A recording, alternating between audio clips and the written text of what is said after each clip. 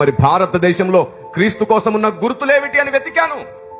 నా ప్రాణప్రియుడైన క్రీస్తును గుర్తించడానికి గుర్తులేమిటి, నా దేశానికి చూపించడానికి ఆనవాలేది అని వెతికాను. ఆ వెతుకులాటలో నేను నా దేశ గ్రంథాలు చదివాను. ప్రారంభంలో అసలు విగ్రహం అనే ప్రస్తావన లేనప్పుడు పెద్దలు తపస్సు చేశారు. ఏమని అడిగారో తెలుసా? దేవుడా నీవెవరు అని అడిగారంట. మన దేశంలో పెద్దలు దేవుడా నీవెవరు అని అడిగారంట. అప్పుడు దేవుడు వారికి ప్రత్యక్షమై నేను వెలుగుని, నేను అగ్నిని అని తనను తాను పరిచయం చేసుకుంటే నా గ్రంథం నిండా ఆయన వెలుగని, దహించు అగ్ని అని రాయబడింది. ఆయన ఏ రూపాన్ని ప్రజెంట్ చేసుకోలేదంటే వారి ముందు వెలుగులాగే. అందుకే ఋగ్వేదంలో జ్యోతిర్మయుడు అని ఉంటుంది. ఆయన జ్యోతిర్మయుడు. మనం కూడా అదే పాట పాడతాం కదా, జ్యోతిర్మయుడా నా ప్రాణం. దేవుడు వెలుగు, దేవుడు అగ్ని అనే పదాలు ఉన్నాయి. ప్రారంభంలో ఏ విగ్రహారాధన ప్రస్తావన లేదు మన దేశంలో. కేవలం దేవుణ్ణి వెలుగుగాను అగ్నిగాను చూసేవారు. తపస్సు చేసి ఆత్మలో ఆయన వెతికేవారు. దేవుడు వారికి దర్శనమిచ్చి చెప్పాడంట, నేను రాబోతున్నాను, నిన్ను ఎలా గుర్తుపట్టాలి, మా పిల్లలు ఎలా నిన్ను గుర్తుపట్టాలి. దేవుడు భారతదేశంలో ఒక గుర్తునిచ్చాడు. తూర్పు దేశపు జ్ఞానులకు నక్షత్రం ఎలాగో మన దేశంలో కూడా ఒక గుర్తు ఇవ్వబడింది. ఏంటో తెలుసా గుర్తు? దాని పేరు ఆజామేధ యజ్ఞం. అజామేధ యజ్ఞం అంటారు.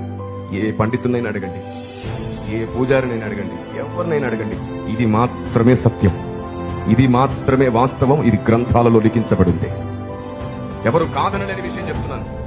వివాదం లేకుండా సువార్త చేయడానికి నేను మీకు ఆధారం ఇస్తున్నాను. అజామేధ యజ్ఞం అంటే అర్థం ఏమిటో తెలుసా? మేకతో గాని గొర్రెతో గాని చేసే యజ్ఞం. అజా అంటే మేక అని అర్థం. ప్రాసెస్ ఉంది, ఏమిటో తెలుసా? వినండి, మీకు నచ్చకపోయినా వినండి. కొందరికి అసలు ఆ పేర్లు ఎత్తితేనే నచ్చదు. మహానుభావులు, దేవుడే మిమ్మల్ని గద్దించుగాక అని అనుకుంటుంటా లోన, బయటికి అనలేక. అరే యథార్థత అంటే ఏమిటంటే ఏదైనా ఫస్ట్ వినాలి. ఆ మాట నచ్చలేదు, ఈ మాట నచ్చలేదు కాదు, వినాలి. వారినే యథార్థవంతులు అంటారు, వారినే భక్తులు అంటారు, వారినే మంచివారు అంటారు. సంగతి పూర్తిగా వినకుండా ప్రత్యుత్తరం ఇచ్చువాన్ని ఏమంటారు? మూర్ఖుడు అంటారు. అది జరగకూడదు. అది ఎవరి మధ్యలో జరగకూడదు. అందరూ అన్ని వినాలి. సావధానంగా వినడం నేర్చుకోవాలి. అభిప్రాయపడుతూ వినకూడదు. ఫస్ట్ విని తర్వాత నెమరు వేయాలి, ధ్యానించాలి. అభ్యంతరాలుంటే అడగాలి, నేర్చుకోవాలి, ఖండించాలి. అది కూడా గౌరవంగానే, ప్రేమగానే. కట్టుకోవడానికే ఖండన, కూల్చుకోవడానికి ఖండన అయితే ఆ ఇల్లు నిలవదు, ఆ రాజ్యం నిలవదు. ఇది పరిశుద్ధాత్ముని స్వరం. అందుకు చెప్తున్నాను, వినండి. ఏంటో తెలుసా? నేను చెప్తుంది సువార్తకు సంబంధించి భారతదేశంలో ఒక గుర్తునిచ్చాడు దేవుడు.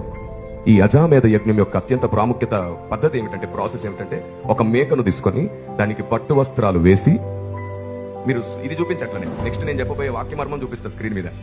ప్రస్తుతానికి నేను ఇప్పటికిప్పుడే మీకు ఇది చెప్పాలని తలంచుకున్న విషయం అన్నమాట. స్టేజ్ ఎక్కుతున్నప్పుడు పరిశుద్ధాత్ముడు నన్ను బలపరిచిన మాట, అందుకు చెప్తున్నాను. ఇది మేకను తీసుకొని